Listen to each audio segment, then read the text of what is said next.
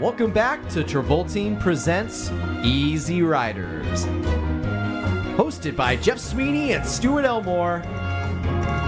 Covering Simone. Enjoy the episode.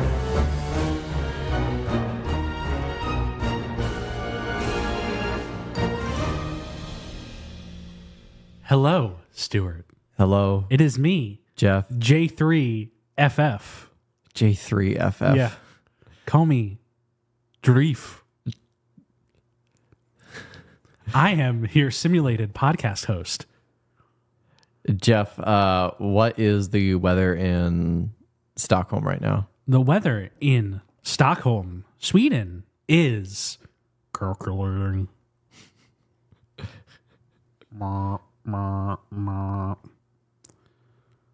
73 degrees and sunny.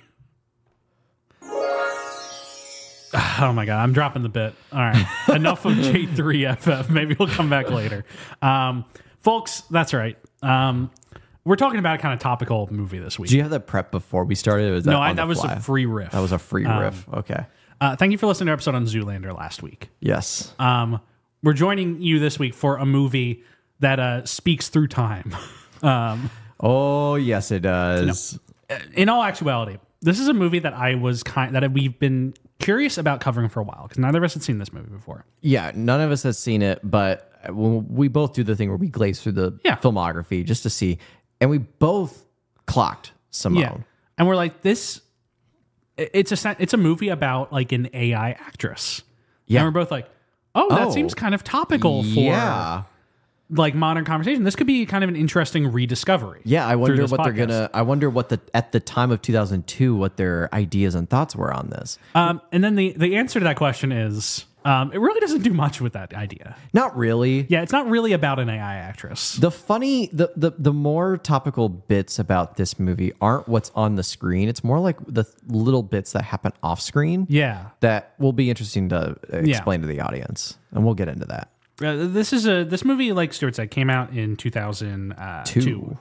It's written and directed by Andrew Niccol, who you'll know as the writer of The Truman Show, and the director of Gattaca. Yeah, those were his two credits prior to this. This is kind of his like blank check off of the success of those two movies. Yeah, he's like, he's a social satirist, is his claim to fame. Yeah, ostensibly, and this is his like big movie about Hollywood. Yes. And what an AI, what a simulated actress could do to that. Yeah. And then the movie is ultimately just kind of like a cheap shot parody of like needy actors. Pretty much. It's kind of just it's kind of just a movie about like Hollywood vapidity. It's not really about the what would it mean to have a simulated actress brought in? No, it's not. It's not really that interested in that question. Yeah. It's more like actors and actresses have become so needy and so difficult to work with. What can we do to fix that problem? Yeah. But then the problem that we use to fix it ends up becoming just as much of a problem as we have. In terms of the whole like replacing actors and work and like what's the art form? Not interested in those. To me, like an interesting question with this is like, if you show me like an AI movie, hypothetically, and it's well done to the point that I have an emotional reaction to it, is that a real like true emotion? That's like an interesting idea for a movie like this to discuss. Yeah. It is not interested in doing that. This movie's interested in, what if there was like a simulated actress and everyone buys into it because Hollywood is already this like vapid, empty place, and it's really not, there's no difference. Yeah, pretty much. And the guy that's like the creator of it, I should say. Yes. It is more affected by vanity. Yeah. Than any of these deep existential questions. Yes. It's his vanity that's the big conflict. Yeah, it's a movie about vanity. Yeah. Which was somewhat disappointing, but also like, at the end of the day, I still kind of like was okay with the movie. Like I didn't hate it. This is like your middle of the road, like 5 or 6 out of 10. I was gonna say this is a gentleman's 6. A gentleman's 6 for you? This is a gentleman's 6 because like I feel like I learned very quickly. It's like, oh, it's not going to like dive into the bits that I wanted it to. Jeff, like the little thing for the audience in the plot here, but like when she wins an Oscar off of 2 nominations, by the way. Yeah. She wins an Oscar off of 2 nominations, and the biggest like emotional crux of that scene is that he forgot to simulate her to mention him in her acceptance speech. And that's the whole emotional turmoil. Yeah. It isn't the whole thing of like, oh, this is a fake actress winning an Oscar. Yeah. How do we feel about that? And the movie almost kind of comes back around to the interesting point that we have when when Winona comes back later in the movie. Yes. We'll talk about when we go in the plot. Where he's like having a moment of like, oh, you're like a real person, and it's, the little imperfections that make like actors feel real to us. Yes. And I'm like, okay, here's some juice. Here we go. And then it's like, no, he threw her in the ocean, and Al Pacino just running around screaming at people. And it's a whole murder investigation. I'm like, okay, this movie does take an interesting twist. It makes quite a turn. Yeah, it makes quite a turn that I found entertaining, but it definitely doesn't like go into the vibe that we're working on. Because obviously, like, I don't need to. I think our audience is educated in this, but just to like say it because I like talking and hearing the sound of my own voice. Yeah, like obviously, like we're having these thoughts about the movie Simone because of the Screen Actors Guild contract renegotiations that transpired last year. Yeah. And the whole idea of like AI coming in and taking over actors and what that might look like, or for background actors and all those things. And so this movie having a similar like plot like in 2002, it does make you wonder, not so much about movie talk anymore, just the grand subject of it all. Like how long there were people thinking like, what if we replace actors with robots? Like that kind of conversation. I bet it's like as early as like the dawn of science fiction. Yeah. Like the moment like a science fiction film came out in 1950, I'm sure there was some schmuck who's like, God, these fucking actors. Imagine if we just had robots do the role. Yeah. So like, it's not a new conversation whatsoever, but we're now getting to like a place where that's starting to. Yeah. It's like starting to become an actual threat. Yeah. An actual threat. Yeah. And so there are questions that have to be discussed. Yeah. We're past the point of like, kind of like a light satire about it. Yeah. And this movie would almost have you in a very small way kind of feel like, this is like the director's voice kind of talking. It's like, careful actors, don't get too needy, don't get too diva-ish, because this could be a thing that replace you. Did you kind of feel that a little too? bit? Yeah, it's a little bit of a threatening act to the actors. It's like, all you actors who are divas, it's like, one day we won't need you anymore, so stop acting like the way you are. There's a movie that came out in 2013 called The Congress, starring Robin Wright. Where I have not seen this movie, but I'm aware of it, where she plays herself and she sells her likeness to like an AI firm to use Robin Wright in movies. And the movie is about like her discovering this like entire life that her fictitious self has lived. I haven't seen this movie, but it's like a lot of people have said that movie is very prescient about our like current point in a way that Simone isn't. And so I'd be very interested to watch The Congress and kind of compare it to this and what this is trying to say. Well, the Black Mirror episode, Joan is Awful, is also the exact same premise of it. You know the premise of Joan is Awful? I have not.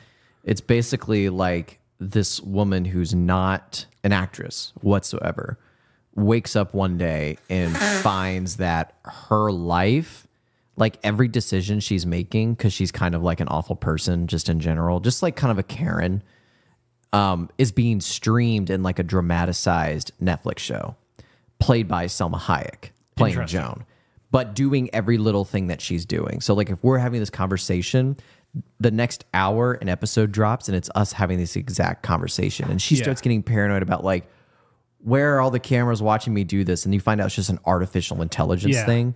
And then Selma Hayek, who's a real person in this universe, is also angry about it because she's like, why is an artificial intelligence version of Selma Hayek doing these horrific things? I didn't agree to that. It's like, well, yes, you did. You signed this contract. And then it goes into this whole like other rabbit hole shtick about it all. It then gets a little bit crazy because then it's all about you are a simulation, simulating the real Joan, and then it gets really fucked up. But you know what ultimately a big issue that this movie has is that Simone is never actually an AI. She's like no, she's a duplication. She's like device. Microsoft Sam. Yeah. With a body. Yeah. Where he just types words in and she says them. Really good Photoshop. Yeah. I mean, like when you think about it, that is kind of what the threat of AI for actors is. It's not that like you put an actor in an AI actor in a movie and they come up with all the lines and blocking and all that shit. You do have to give them some prompts. Yes. And then they act it out. But it's the AI that fills in all those gaps. Yeah. I will say I'm holding out on Twitter still. I'm one of the brave souls who still has a Twitter account. You mean X? An X account? As it gets increasingly worse on that website. But I'll never leave that place because you'll see some of the dumbest people you've ever encountered and feel really good about yourself afterward. But like if you're on Twitter, I refuse to call it X. It's stupid. There's like the following tab where it's just all the accounts you follow. And then if you swipe over into the For You page, it's like a wasteland. Yeah. Where it's like an algorithm trying to put things to you. And you get a lot of ads. And the only people who are still buying ads on X are like AI guys and right-wing influencers. Nice. So I get so many ads for those. Nice. But every AI video that I see on there is the worst thing I've ever seen. It's like not good is like, the problem. It gives you a little bit of hope. Yeah, we I'm have just time. like, I'm like, this guy's like, look at this. This is my princess like cartoon that I'm making with AI, and it's the ugliest fucking thing I've ever seen. I've always said, like, even when the Screen Actors Guild was going on strike for this, it's like, listen, like, I think we're 5 to 10 years away from the technology. 5 to 10 years. Not a long time. Yeah. That's not a long time. But voice actors, they have something to worry about right now. Big time. Have you seen all the fucking memes of Joe Biden and Barack Obama playing video games? Of course I have. Honestly, even though if there's going to be, like, a valuable use of AI, that is it. Barack Obama, Joe Biden, video games. This is worth it to the audience to like pull up here. The only good uses of AI thus far have been the videos of presidents playing video games and the God, what was that? Like the Homer Simpson concerts where he's singing like Limp Bizkit. Oh yeah, or Patrick Star. Yes. Patrick Star doing all those things. I don't know why this thing is being a bitch a little bit, but I mean, sure, I can help you. There you go. Go ahead and invite me to your motorcycle club. What's your gamer tag? Awesome, thanks. My gamer tag is X the Bidenator. All right. Unfortunately, we got the fucking post-op van mission. I can't stand this shit. Oh, damn it. Yeah, that is the worst one. That's the thing that AI can't do is capture people's speaking rhythms. It can do the voice, but it can't do the rhythms of communication. Like that's not how Obama talks. That's not how Biden talks. Right. Yeah. When Biden talks, he's like, "Folks, all right. So it's about the economy, and we're gonna do it great." Like he's like constantly shifting between like a yell and a whisper. Yeah. Enough about how presidents speak. I'm not going to get into it again. Enough about how presidents speak. Eh? Yeah. Oh, Stuart. But I think like art in terms of the AI whole conversation thing. Like I just think like voice actors I think should be worried right now. Yes. And we'll get into this like probably later down the road. But like there are especially like some like famous actors who have died. And there are conversations about bringing those folks back into other roles in movies, voice acting roles. And some of those folks have, like family members have spoken out about it. And like, what do you do? Like, what's your, well, let me ask you this. Like, I'm not going to give you an actor name because this would be a fun hypothetical to talk about in the future. But like, you know, just think of like a really famous like actor who is really blown up in like the voice acting realm. And they passed away a while ago. Yeah. And you're talking about Robin Williams. Well, I didn't want to blow my load right there, but thank you. Okay, no, let's go there. Let's go there. I've seen Zelda Williams talk about this. Yeah. What's your vibe on like if the Williams estate consents to it? So let's start with that premise. Let's start with that. The Williams estate consents to it because they'll get money out of it or whatever. Fairly. They'll get paid fairly for it, whatever that looks like. Probably not even an achievable thing, but let's just say that for the hypothetical. Or to bring it back for like, I don't know, Aladdin 3 or some fucking thing. Aladdin 4. But but King of Thieves erasure. But let's go there where you think, okay, I like Robin Williams. I like the actor. I like his jokes and some of his stuff. I'm not gonna lie and be like, I would be a little intrigued to see like what bastardization of a creation they would make out of using an AI Robin Williams voice. My thing is ultimately like death gives life meaning. Yeah. And things should be allowed to end. Yeah. And I don't mean that in like necessarily like a mean sense, but like I saw The Flash last year. I was one of the few who went because I was morbidly curious. A movie that at the end uses like CGI recreations of Christopher Reeve and Adam West. And it's like it's ugly. Kind of ghoulish. Yeah. I'm ultimately like there's like a certain degree of acceptability with like having like a CGI. Like I think what Rogue One did with Peter Cushing, where they just essentially use like a CGI recreation of his face as digital makeup on another actor's performance.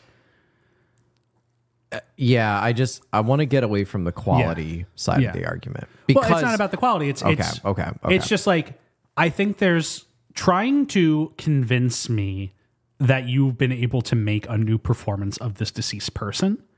I think is kind of ghoulish and evil. Okay. I think that's bad. Ethically wrong. Yes. Morally wrong.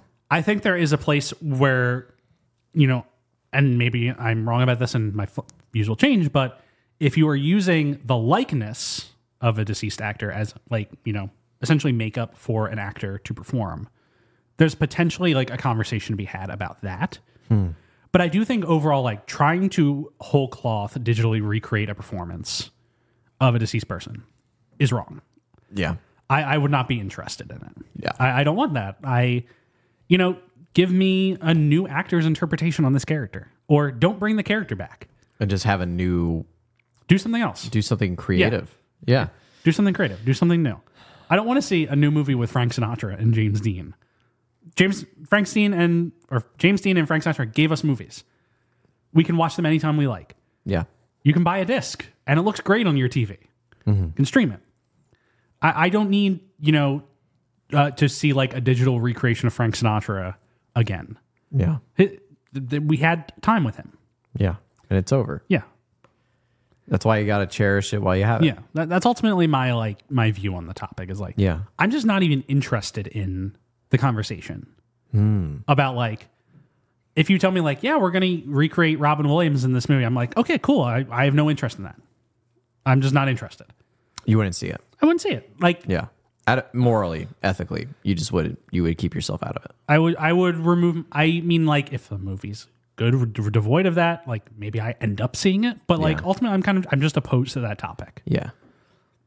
I think like, Robin Williams, he doesn't have a say in how he's being used. And that's my problem. And that's the key thing that I have with it is that where did the deceased actors get a voice? They don't. They don't. They do quite literally get a voice, but they don't get a voice. But they don't get a voice. Yeah. And that's where even I feel like even in the hypothetical, like if a family estate consented to like their dead loved one to be used for something, I would still be opposed to it. Because it's like, you can't tell me there are other ulterior motives other than just like, well, it's going to make us money, The one interesting example of this is James Earl Jones, who is still alive, thank God. Yeah. Sold the rights to his voice to Disney to just use for Darth Vader. He fully was just like, I don't need to do this anymore. I will come in and I will record with you for a few hours, just me saying things. Yeah. And then you have complete lightness to create an AI version of my voice. And that's his choice. They paid him a lot of money for it. And he consented to that. Yeah. And like, I still overall, I'm kind of like, maybe we just don't move have on. James Earl Jones voice Darth Vader for 10,000 years. Maybe we just move on from Darth Vader. Yeah. And maybe we can do that. We can make something else. Yeah. We can make a better version. I love Darth Vader. He's a great guy, Well, he's a great guy. I know him back in 1997. But But like, it was really fun when he came back for Rogue One and voiced Darth Vader for a few scenes. And then you go and you watch the Obi-Wan Kenobi show where it's the AI Darth Vader voice in that show. Yeah. And like, it does sound good. Like it's pretty convincing. And you have Hayden Christensen. Yeah. And you have Hayden Christensen. But physically performing. But the whole time I'm just kind of like, I know this isn't really him doing this voice. Yeah. And it's kind of like, all right, well, like it sounds good, but it feels weird. Like it's just like, who cares? Yeah. Well, I mean, these are all things that I wish this movie was a little more interested in discussing. To bring us back to the movie. Yes. Yeah. Good segue. All these things that we're talking about, this movie does not shed a single light on. And the reason we're talking about this movie today is, of course, because we're covering the films of Winona Ryder. Yes. Whose name we've only said once so far in this episode. Where are we at context wise for Winona at this point? Winona, I mean, we're picking up after the run of Autumn in New York, Lost Souls, Zoolander. Yeah. And you watch this movie and you see her role in it, and you're just like, this is a massive like drop off from where she was. Yes. Like the Winona Ryder, who was in Girl Interrupted, The Crucible, Alien, all that stuff, should not be playing this role in this movie. Mm-hmm. Like, she's playing the parody of a famous actress. Yes. She's like the fifth billed person in this movie. Yeah. That, like, if her role was a lot beefier, then I could see her, it would make sense for her to have this role. But she has 2 scenes. She's not in the movie much. She's got 2 scenes.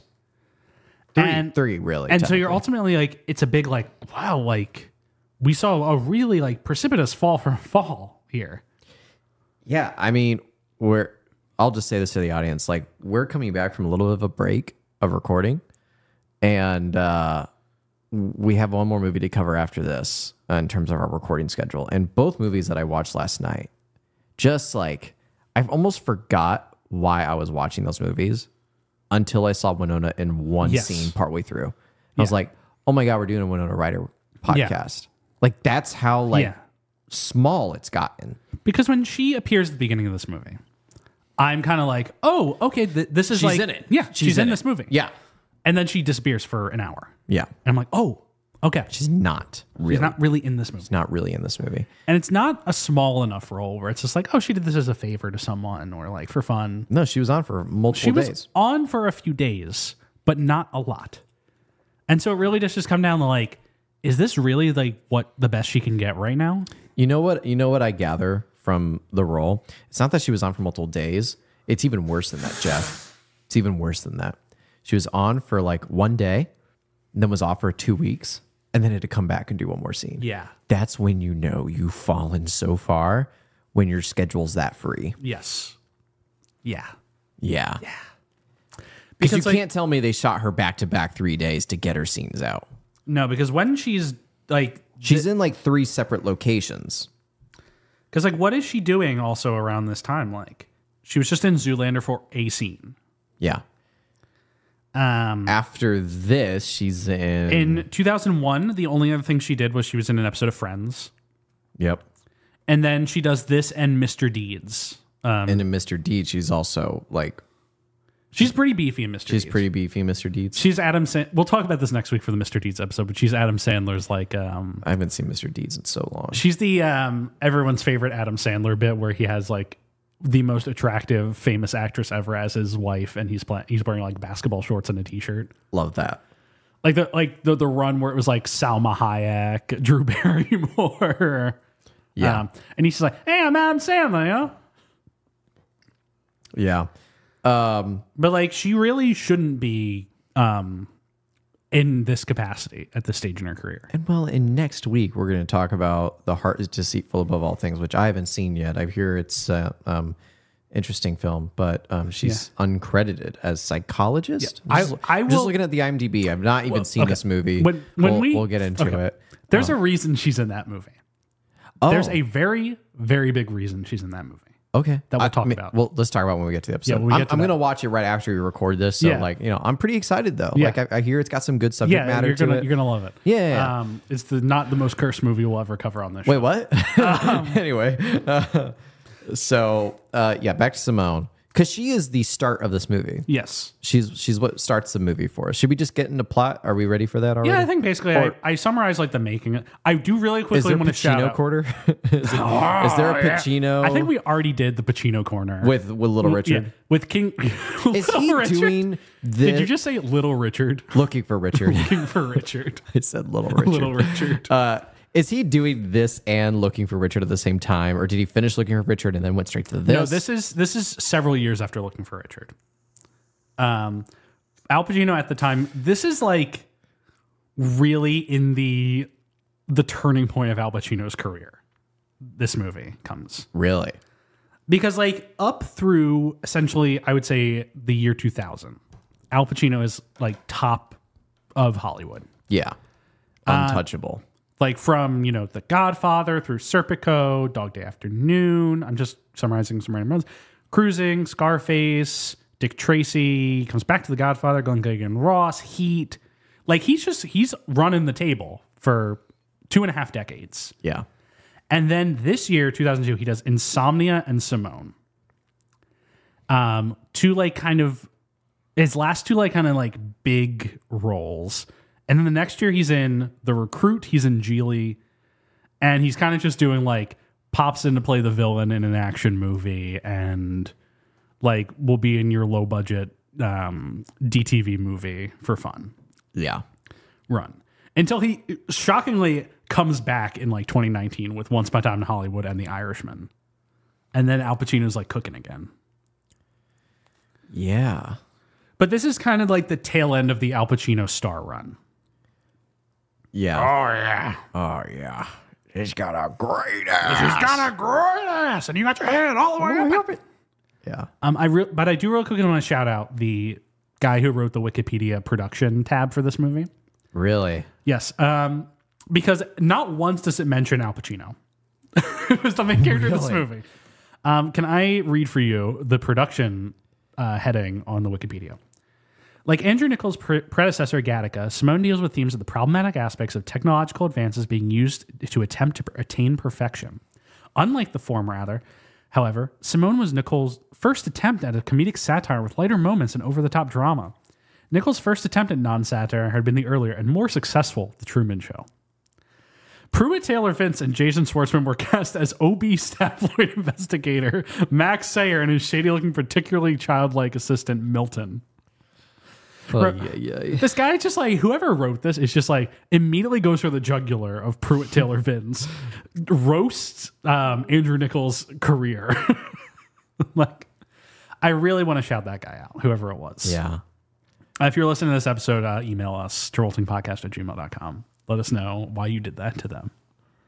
I wanted to read this first like IMDb trivia bit because it's a good like segue into leading us into the real conversation that we're having. Man, you're downing that London Fog. Is it good? It's really good. Yeah. Did a nice job. You like it? Yeah. Okay. I can make you another one. No, it's fine. You sure? Yeah, I don't need another. Okay. That's in my tea era. Your tea era. Yeah. Meanwhile, I'm drinking an energy drink. After seeing the photorealism of the computer-generated actors in Final Fantasy, The Spirits Within 2001, the producers started to lean toward the idea of having Simone actually be a computer-generated actress. However, after heavy opposition from the Screen Actors Guild, claiming in so many words that replacement of actors in all movies would be the next logical step, the idea was scrapped. So, like, that's what I just wanted to say is, like, there's more, those interesting conversations we're talking about with, like, the whole AI aspect are more prominent behind the scenes and not really on camera. They wanted to make this movie and actually have her be like a computer generated actress. Yeah, and also like, and because when they didn't even do that, they wanted to like hide Rachel Roberts's like appearance. She's not credited in the theatrical run of this movie. Yeah, it's Simone as herself. She gets credited on the streaming and Blu-ray release, but but like they wanted to like pass off this whole thing as like no, we actually got a real like AI actress. So when they couldn't actually do that for real, they wanted to market like they did that for real. And instead they cast a newcomer, Rachel Roberts, who goes on to marry Andrew Nichols. Yes. Casting. Yes. And so, here's another one. In order to keep her role in the film a secret, Rachel Roberts worked on the movie under the pseudonym Anna Green, short for anthropomorphic green screen. This movie, like, why go through all this effort if it's ultimately a con? Like, let's just go into the plot. Like, yeah. Let's get into the plot. Because, like, it's just the least interesting way to do this.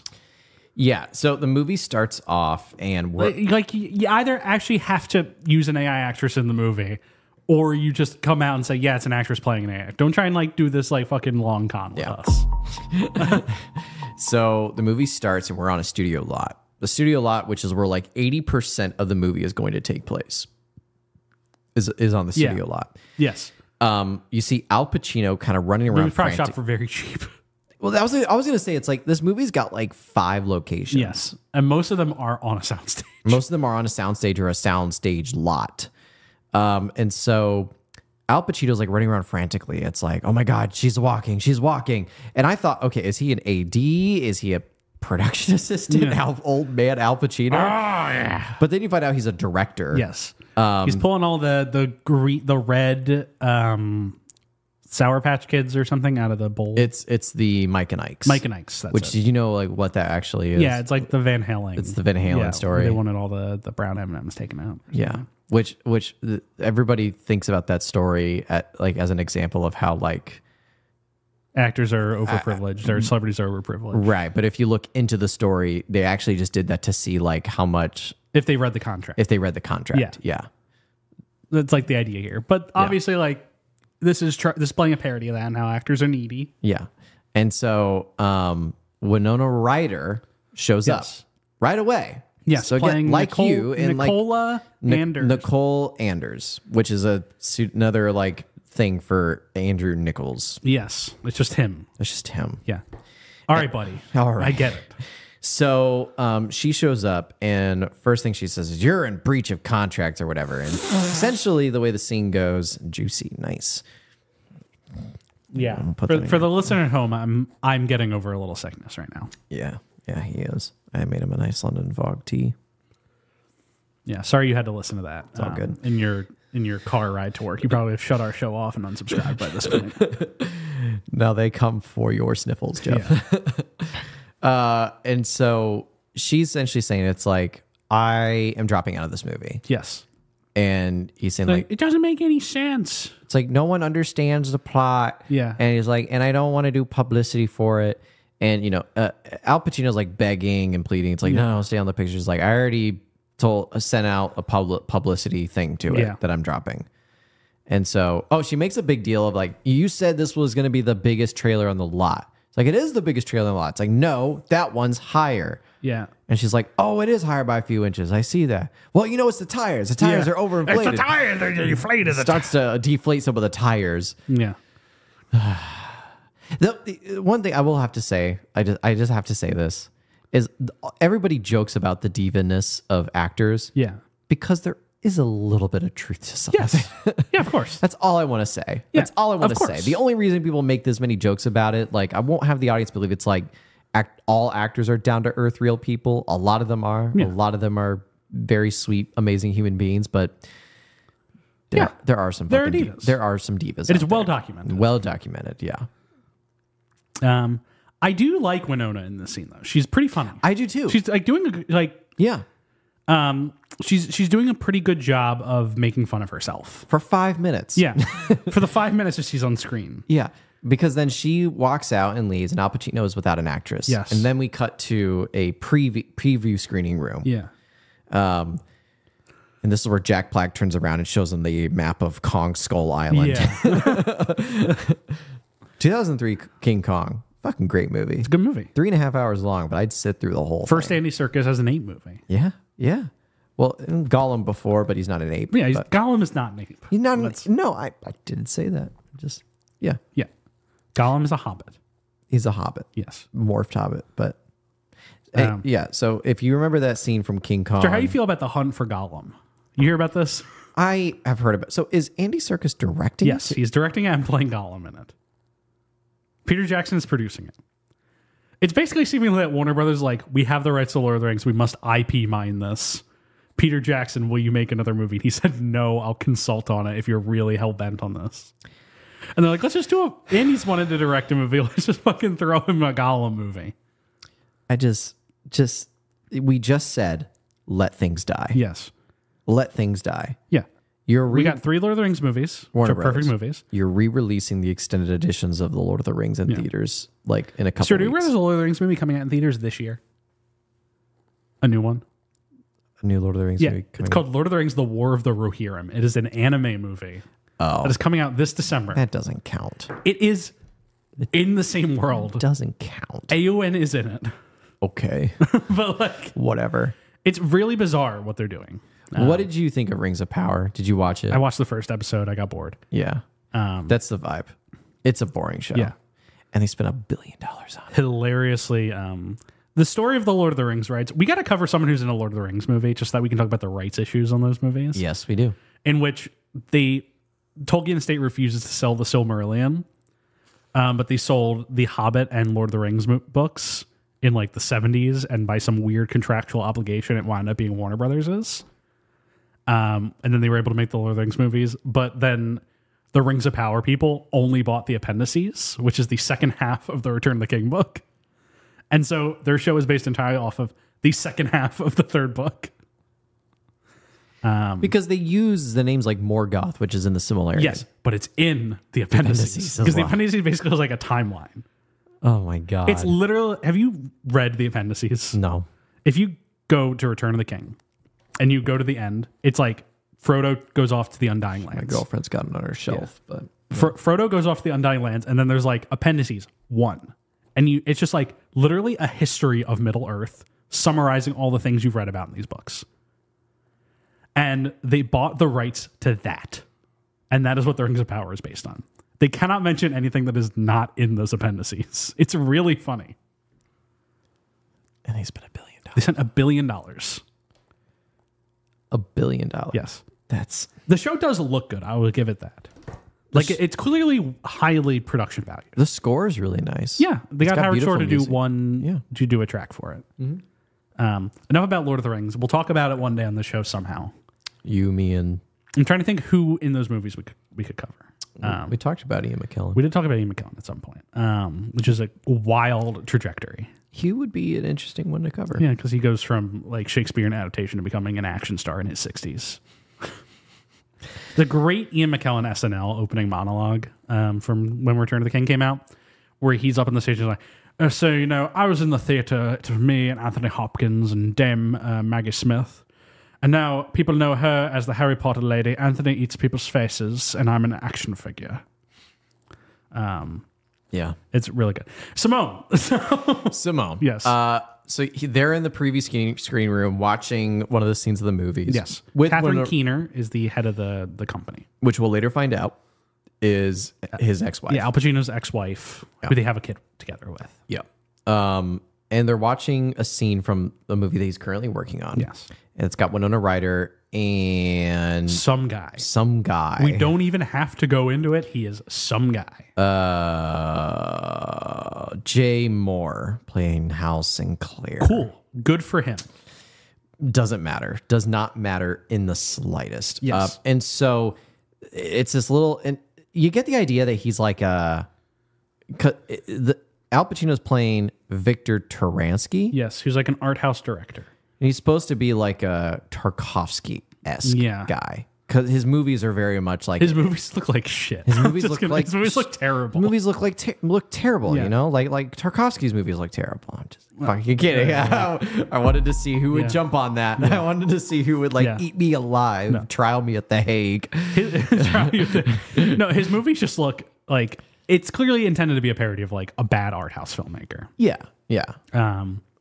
But like he shows off the clip and they're like, we got to scrap the movie. There's no way we can finish this without Winona. Yeah. And he's like, let me figure it out. We'll recast. And they're like, nope, we're going to pull the plug unless you get a name actor. And it's like, we'll do a no-name actor. And it's like, we can't sell this off of a no-name actor, which is funny because they end up selling this movie on a no-name actor, and so which we'll get to later. He gets fired from the studio. Viktor Taransky. Oh, yeah. Because he's cleaning out his... He's cleaning out his office. Oh, well, he's not cleaning out his office. He's stealing the negatives. Yes. The reels of his He's going to film. go finish the movie on his own. He like mortgages his home. Yeah. But in the middle of the night, in the studio, Yes. he's getting all the negative reels. And then who comes out at him? Elias Koteas. We talked about it in Lost Souls. A big Jeff actor. Like, we talked about this, like top tier Jeff Self character actor. Yeah. Just like stumbles out of a hole in the wall with an eye patch. With an eye patch. And is like, hey, it's me, Elias Koteas. How are you? How are you doing? His name in the movie is Hank. No, it's Elias. He's like interested. I'm like, what? It's really weirdly meta. But no, his name's like Hank. Hank Alino. Hank Alino. He's like, I got this thing that I've been working on. I'm gonna die. I got the tumor's inoperable. The tumor's in my eye. It's inoperable. Yeah. You remember that conference we went to many years ago? Where I was talking about AI actors. And he's like, oh, and I remember you got booed off the stage. You got booed off the stage about replacing actors and stuff. But that technology was so far away. It's like, well, what if I told you I finished it? Yeah. And he's like, and this is it right here. And he's like, I don't know. You got to take it from me, or else I'm going to die. It's like, no, thank you. I'll call you next week. Call you next week. Maybe. He's like, the tumor's inoperable. I got a dead. week to live. and then he leaves. So Al Pacino just leaves. Yeah. And then like we're at his house and he's on the phone. He's like, yeah, I mortgaged my house to finish this movie, but I can't get an actor. The creditors are coming after me. Yeah. And then there's a knock on the door. It's a good bit. It's a good bit because like there's a knock at the door. He sees a dude with a briefcase and a suit. He's like, oh no, the creditors. He starts running. The dude's chasing him. He's sprinting like, down the beach. Mr. Taransky. And he's like, that's not me. I'm not him. Stuart, did you see the Rudy Giuliani thing? That he's getting tried? No, as of today, like yesterday, Rudy Giuliani was trying to be served a court summons by the state of Arizona. And he'd been like fleeing and hiding from it for weeks and they hadn't been able to find him. And at his 80th birthday party yesterday, a state marshal for the state of Arizona attended the birthday party, sang him happy birthday, and then served him his court summons. That's fucking awesome. But like they've been trying to find this. It's basically the exact same thing that happens to Viktor Taransky where they hunt him down. That's so great. It turns out it is not a creditor. Yeah, it's the lawyer who's handling the estate of Hank Alino. Yeah, and he's like, he left you this in his will. Yeah. And you're like, what is it? I don't know. He looks at it. It's a hard drive. Yes. It's a disc hard drive. Yeah. 2002 disc hard drive. And so he just like clunks it into his computer. And then it's just like, beep, beep, beep, beep, beep, beep, beep, It's beep, beep. Simulation 1. Simulation 1. Short for Simone. See, like that could have been something they could have gone with. Is what's Simulation 2 like? What's Simulation 3? Simulation 3 is like an Al Pacino makes an AI of himself. Well, that's the thing. It's like if they're simulated actors, what are the simulated writers, simulated directors, simulated DPs? Like that could have been like an AI building off of AI. Yeah, right. Exactly. The singularity is that what they call it? Well, again, like in most AI movies where the AI gets too smart, and you said it yourself, Jeff, that Simone is not AI. Yes. And the movie even goes to show how much it's not AI. When she wins the Oscar and she doesn't thank him in the speech because he forgot to record it in, there was a sliver of a moment. Yeah, where I'm like, oh, is Simone becoming sentient? Yeah, is she becoming sentient? And it's not the case. Yeah. So this movie never wants to go near that doesn't go that subject. But anyway, the Simulation 1 boots up and this face morphs together. Yeah. And it's Rachel Roberts. Yeah. And like the most Microsoft Sam standby. Like, I don't know what they did to her makeup wise, but she does look simulated. They did visual effects. They put VFX over her. It's another IMDb trivia bit. She looks plasticky. Yeah. Which is what you want. That was intentional. Yeah. Which was good. And he was like, ah. Then he just starts, and then he unzips his pants. He starts jacking off. So crazy.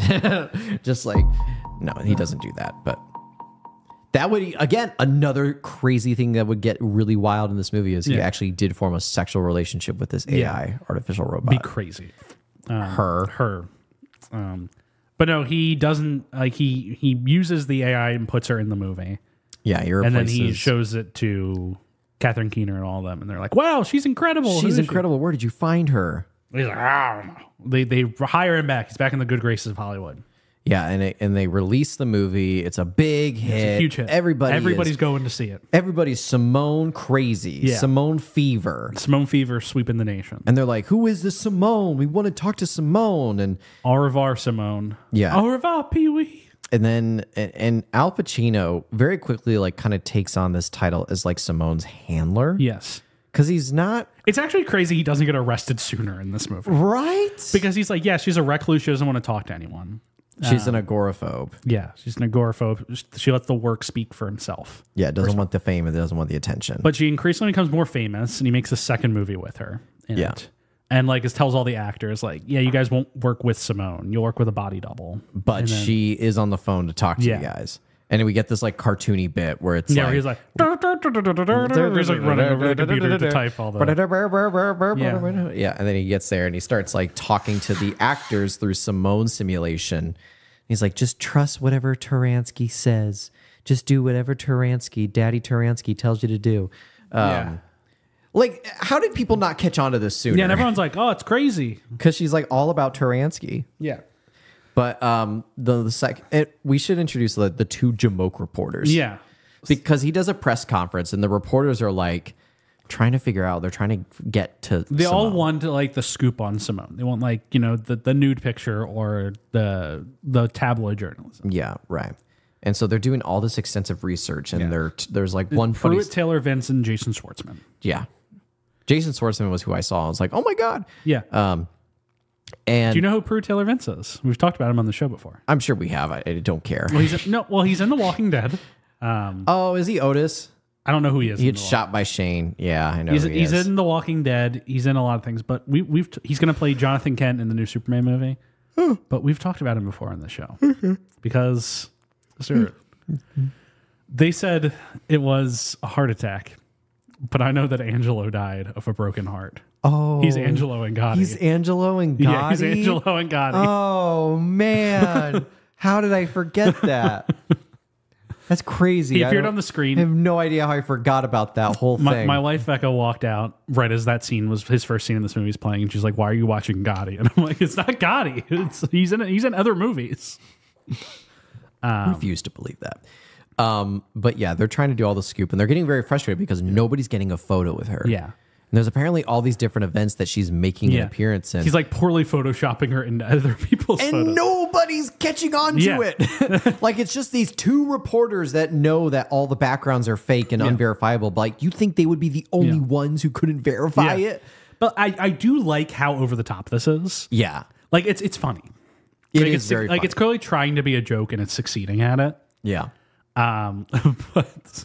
What do you mean the satellites didn't catch a photo? Yeah. And so like Al Pacino's like, well, I got to bring her out to the real world somehow. And so he stages like a hookup between the two of them in a hotel. Yes, with a body double. Yeah, with a body double played by Rebecca Romaine. Yeah. And like people get photos of her and him walking together. And like it's very clear that like he's holding her hostage and like they're sleeping together. Yeah. And he's becoming a tabloid figure. And when the reporters go into the hotel room, they do all this bunch of fucking fingerprint dusting. And it's like, well, we found a lot of Taransky's fingerprints. We found a lot of your fingerprints. Yeah.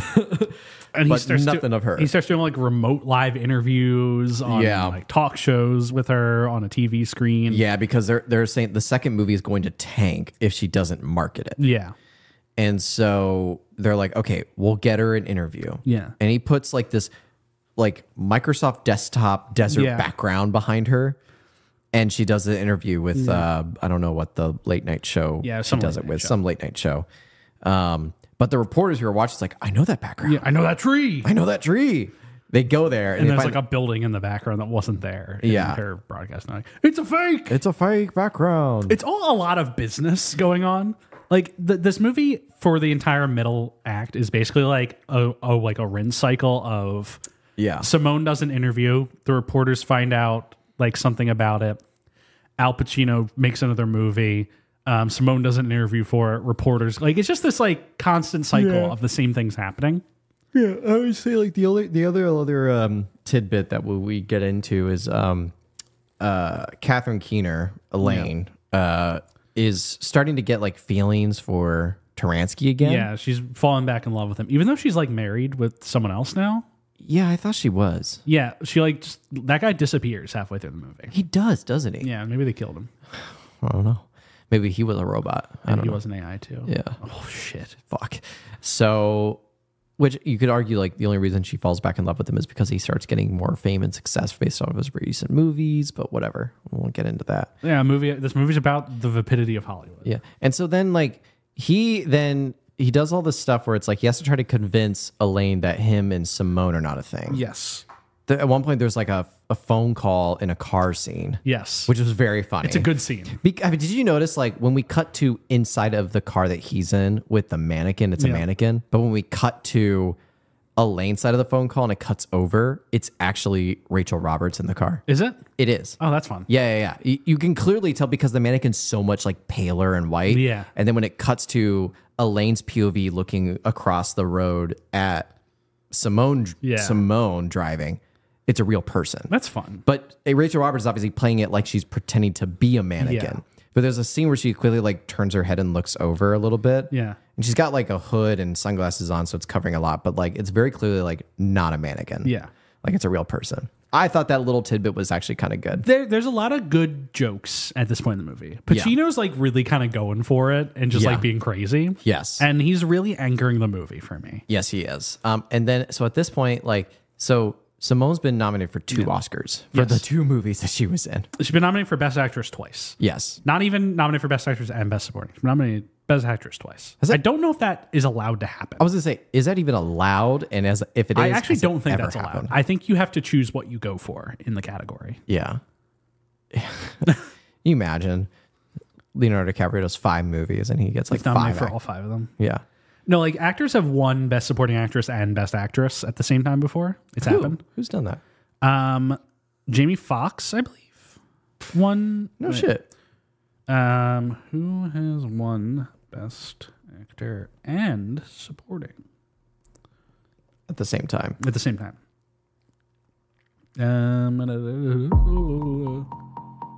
Hey. Well, I'm not. I can't find the exact.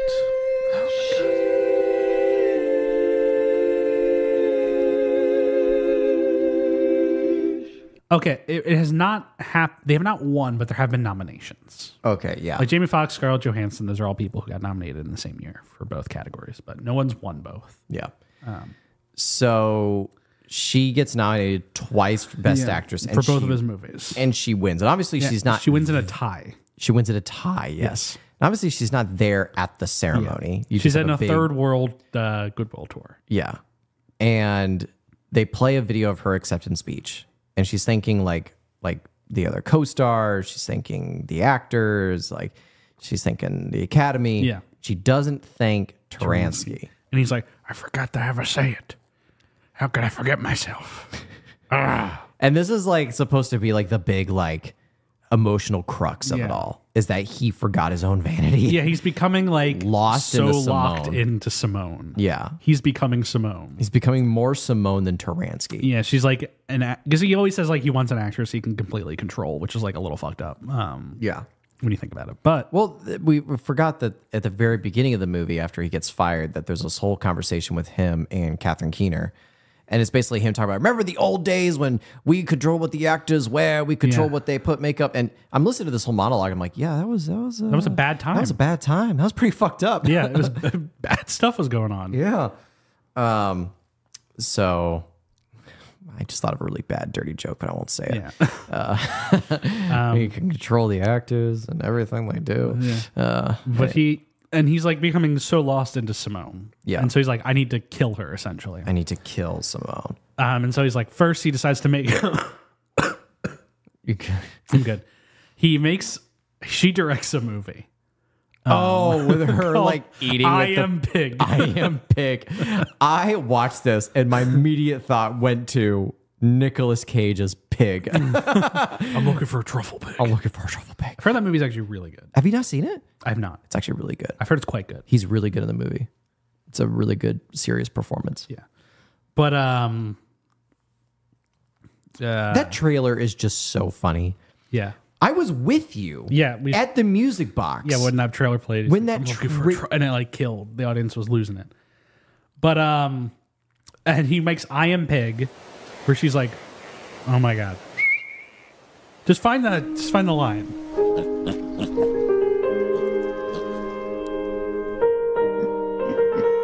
Okay, like Yeah, this is Simone's I Am Pig, folks. I thought he was going to say it. He didn't say it. Oh, wait. The pig has to get stolen for him to say it. Here it is. I'm looking for a truffle pig. Yeah. That's that line killed in the theater. looking for a truffle pig. Yeah. But I Am Pig is Liz's like attempt to kill her career, but it becomes a success as like she's a daring actress who's crawling around with the pigs and eating shit. And then she's like, known as an avant-garde actress. And so then he tries a different thing where it's like she goes on an interview and she's like looking slobbish. Yeah, she's drinking and smoking and talking about how we should have a firing range at the schools so the kids could learn how to defend themselves. Cigarettes are actually really healthy, and she says a bunch of like she says a bunch of evil stuff, and they're like, and the audience is just like, well, it's nice that she like is true to herself. Yeah. We also did skip that there's like a sequence where she becomes a pop artist. Yeah. And performs at the Hollywood Bowl. And then we never bring up her music career again. Because like she's a hologram. Yes. Which I suppose that's something that we can discuss. Yes. That's the fact that this movie called holographic performances. AI performances. Yeah. So Tupac. Tupac. And Michael Jackson. But like, yeah, she's a holographic performance, and there's a bunch of smoke around her to try to like discern the whole thing that she's an AI hologram and the whole thing. But yeah, so he's like getting a little bit hopeless, and he's starting to work on his next movie that Simone's already cast as like the lead actress.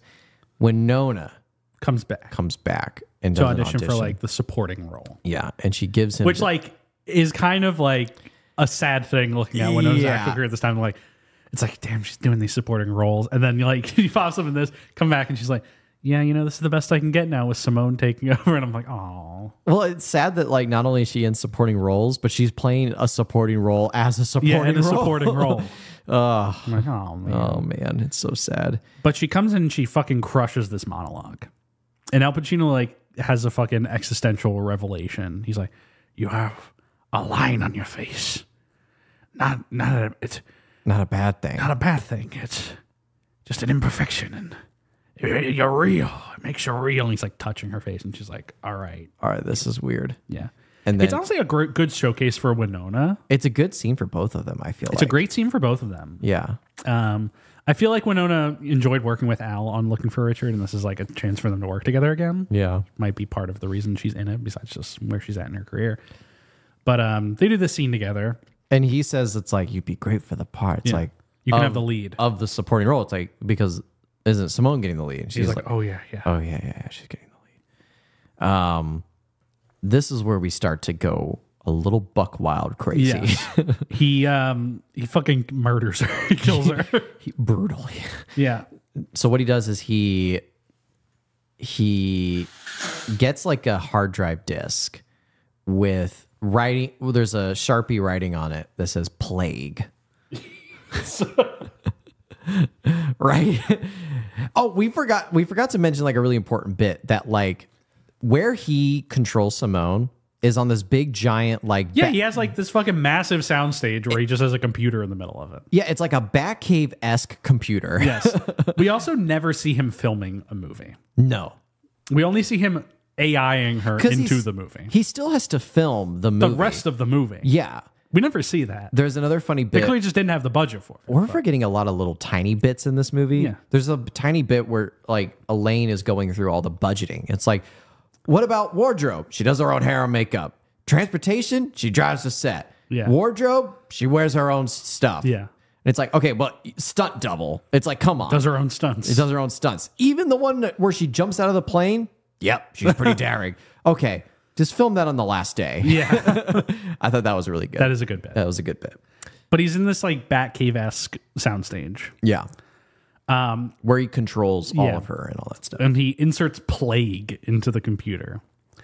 He gets this inspiration because he visits Elias Koteas' grave and is like, oh, you're dead. Maybe I can kill her too. Yeah. That's literally the revelation. He plugs plague in and it like erases her off the hard drive. And then he takes the hard drive and all the other hard drives that puts go it with in like a crate drags it out to his yacht, the SS Simone, takes that to sea and throws it overboard. Dexter Bay Butcher style. Yes. And then it's like, I'm sorry, Simone. I'm so sorry. Then he calls a press conference the next day and is like, Simone died in the third world of a disease. Yeah. And then one of the reporters like, did she suffer? He's like, it was quick. It was mercifully quick. And then he walks away. Yeah. And then, of course, the reporters look into it and they're like, oh, there's video on a security camera of him dragging a fucking crate out to a boat and throwing it into the ocean. Look at the way he fucking did this. Yes. It's the dumbest shit ever. He could have just stopped using Simone. Well, he didn't want the temptation, but also why did he have to throw it into the? I mean, it is a funny bit. It's clearly supposed to be funny. But he's clearly overthinking. But the hole he dug himself in is so fucking funny. And then he's like, they're at the funeral.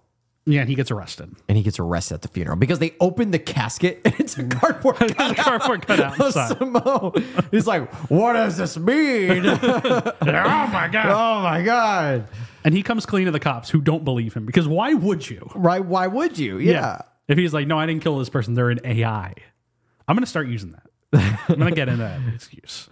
I didn't kill them. They were AI. And he's fucking crazy. He even gets a lawyer and he's like, you should just plead guilty to murder and go throw yourself to the mercy of the court. Did you see the thing where they did a screening of Mission Impossible Dead Reckoning at the White House? No. And it inspired Biden to investigate AI controls. What? And issue an executive order. What? Because that movie's about an AI that takes over the fucking world. No shit. That's a true thing that happened. Wow. Anyway. What we were just saying reminded me of that. That is crazy. Yeah, that is actually crazy. But so he gets arrested and he takes them out to where he threw the thing overboard. And this scene's confusing. Yeah, because the divers go and get the crate and they pull it up, nothing's and there's nothing inside. Yeah. But it's it was locked. I don't know how all the hard drives fell out of it. And it's also did it fall out in the ocean? Yeah. Did somebody... He's like, you got to go back down and find them. It's I can't. There's sharks in there. Yeah. And that's where they think the sharks ate the body. Yeah, and I'm like, how? How? This thing was locked. He has to unlock it. Yeah. How did it open? All the things fall out. At this point, I'm thinking, oh, there's probably some conspiracy. I kept expecting Elias Codius to come back. I thought the reporters dug up the crate. Yeah, I thought there was going to be drives. some grander conspiracy. Yeah. But no, it's just a massive unexplained element of how exactly this crate opened up. Yeah. At the bottom of the ocean. That part was confusing. It didn't bump me too much because I was so enamored at the craziness of it all. Yeah. You do kind of have to admire the gumption of this movie at this point. Yes, you do. Where you're just okay, they're really just going for it. This guy's gonna get get the death penalty for murdering an AI. Yeah. But then Catherine Keener and his daughter go into the soundstage. And they're just trying to find any evidence to help him out. And this is not the first time Catherine Keener's been in the soundstage because at one point they were like, she's got to do press, and we know she's in the soundstage. We need to talk to her, and they bum rush in, and that's where they see all the computers. Yeah. And Al Pacino says, "Great, she is a computer addict." It's what do you mean? It's yeah, she's a computer addict and a horrible agoraphobe. It's oh, that makes sense why she's not making all these appearances and stuff. So that's just to say she's in there and she still hasn't figured it out. And then I'm not quite sure how the daughter figures this out. I'm not sure either because she finds the plague drive. Lex in Jurassic Park-esque. Because she finds the plague drive system. I know this. Yeah, she finds the plague drive. And she's like, okay, this deletes stuff. But Al Pacino had physically not only deleted the hard drive, but he removed it and threw it in the ocean. And he corrupted the file. Yes. And she's just she's pressing a button and Simone just reappears on the screen. Yeah, how's that fucking happen?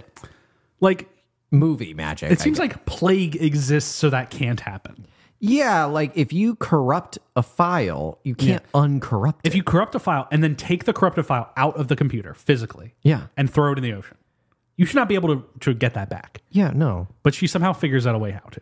Whatever. But Simone comes back. Yeah, Simone comes back, and then they make a video of her holding her newspaper announcement of her death and reveal she's still alive. Can I tell you a fucked up story? Yes.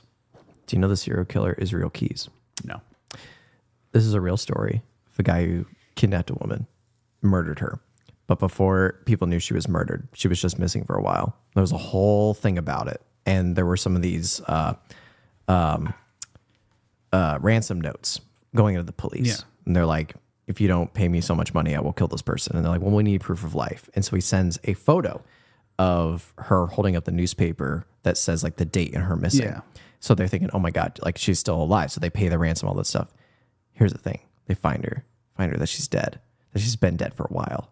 And that what he did was that he like killed her in like a shed, and it was very cold at this time of year. So her body's like in rigor mortis. Yeah. He like staples open her eyes, does some makeup to make her look just fine. This is now a true crime podcast.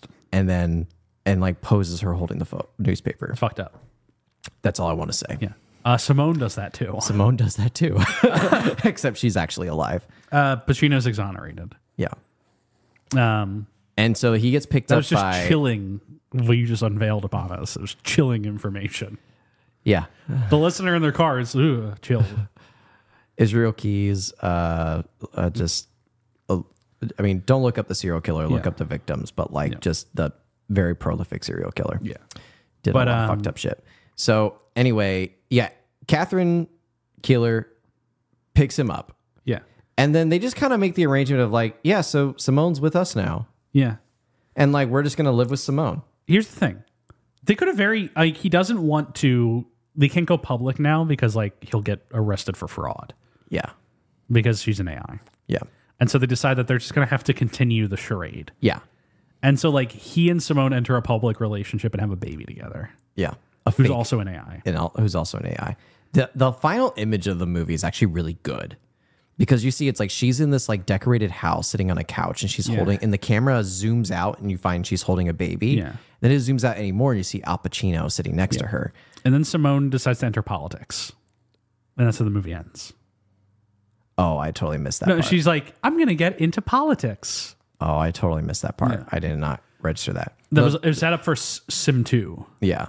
No, the final image that stuck with me was like, then it cuts away from that and you just see like Al Pacino sitting on a couch by himself. Yeah, and a green screen. And it lingers on the image for a while. I like that. It's like a fun final image. Yeah, it's a fun final image. He's like a man who's fully trapped himself in this artificial reality. Yeah. Fun. And that's Simone. Yeah, that is Simone. Sim 1. Simulation 1. Fun movie. Fun, yes. Gentleman 6. Yeah, I enjoyed it. Yeah, Gentleman 6. I enjoyed it too. It didn't go into all the subject matter that I would have liked for it to. It's not nearly as interesting as it thinks it is or wants to be. Yeah. But overall, it is a pretty successful comedy. I'm surprised somebody like today hasn't made like a movie about like AI actors. I'm sure it's coming. I'm sure especially it's coming. After the SAG strikes. Yeah, I'm sure it's coming too. It's just I'm surprised it's taken us so long to like think of that concept. Mm-hmm. I'm gonna remake Simone. I'm gonna go to New Line Cinema, make Sim 2. Sim 2. Get Pacino back. My eyes see Oppenheimer. You and I, though, kind of on an island overall having a mostly positive thought in this movie. This movie's a huge flop. Yeah. Opens at number 9. What? Makes $19 million off of its $10 million budget. What's it going up against in 2002? Let me find out what its opening weekend was. Two Towers. No, it opened August 23rd, it looks like. Yada, yada, yada. Da. Domestic weekend. It opens against Triple X and Signs. Okay. Spy Kids 2, My Big Fat Greek Wedding. Okay. It's getting crushed by Big Fat Greek Wedding. Yeah. Austin Powers and Goldmember. Did you mean that to be as funny as a joke as you meant for it? It's getting crushed under My Big Fat Greek. Well, Stuart, do you know the story with My Big Fat Greek Wedding? No. It kind of opens pretty low and then it like just remains in the top 5 at the box office for like months. It makes more money week after week because people just be like, go see this movie. It's so funny. Yeah. It makes an obscene amount of money. But Spy Kids 2, Triple X, and what was the other big one you mentioned? I said Austin Powers and Goldmember. Okay. My Big Fat Greek Wedding shot for $5 million. Very small budget. Yeah. It makes $368.7 million. My fucking God. One of the most profitable movies ever made. Wow. Just in terms of multiplier. Yeah. Holy shit. Just every weekend, it just made more and more money. Yeah. Will never happen again. No. But yeah, this Simone flops. Yeah, Simone big flop. And it gets like mid reviews, right? Yeah, people are mostly just like, the satire doesn't really have much bite, but it's like kind of enjoyable. Is the general consensus? Roger Ebert says the movie has sitcom simplicity. Yeah. He wants to edge it in the direction of a Hollywood comedy, but the satire is not sharp enough, and the characters, including the ex-wife, are too routine. Which everyone basically has the same thought we did, is that it's like, it has a really interesting premise that overall just is content to be like a milquetoast comedy. Which at the end of the day, I'm not going to be too mean to. Because like, if you provide me with like a milquetoast comedy, it's kind of funny. Like, yeah, I'll watch it. It's fine. Yeah. But it is ultimately, I think, wasted potential of the movie. Yeah, I agree. And it's a bummer for Winona that like, even at the stage where she's at, she can't get like fifth build roles in good movies. Yeah, she's getting fifth build rolled in mediocre movies. Yeah, in a movie that like nobody sees. Yeah. That's where she's at. So like, ultimately, Simone's just kind of a meh. Just like just another lost to time movie that we've covered on the show. I mean, I'm glad I watched it. Yeah. But yeah, we were looking forward to watching this for a Yeah, I bit. thought there was going to be... we still had a good chat about AI and everything, but I overall thought that there would be more to this movie to discuss. Yeah. Instead of just this kind of summarizing a movie where Al Pacino just runs around like, oh my God, it's an AI. Yeah. I think that's kind of all I have to say about this movie. I pretty much reached the end of my thoughts on it. So, yeah. So, all right. Yeah, well, in that case, thank you guys for listening to this episode on Simone. We hope you enjoyed it. Hope we had a good chat. Make sure to tune in next week for an episode on Mr. Deeds. Mr. Deeds. The last movie of this era of Winona that we're talking about. It's the last movie that comes out before her shoplifting allegations. And kind of kickstarts into a new era of Winona. But, Mr. Deeds is kind of the end of what we're calling I don't know what we're going to call this era, but like the overarching era. Her like dramatic explorations. Yeah, dramatic explorations, like her A-list run. Yeah. So tune in for that one. It'll be a fun one. In the meantime, please remember to rate, review, and subscribe on whatever platform you're listening on. As a reminder, we're available on Spotify, Apple Podcasts, Google Podcasts, YouTube, Amazon Music, any place where you listen to a podcast. We're probably there. Pop into our Reddit, r/Travolting, @TravoltingPod, Twitter, Instagram, BlueSky, Threads, TravoltingPodcast@gmail.com. Find me on Twitter @JeffWSweeney. Special thanks as always to Becca Fricker, the graphic design, and Michael Van Bodegum Smith for the theme music. Have a great week, folks, and see you next week for Mr. Deeds.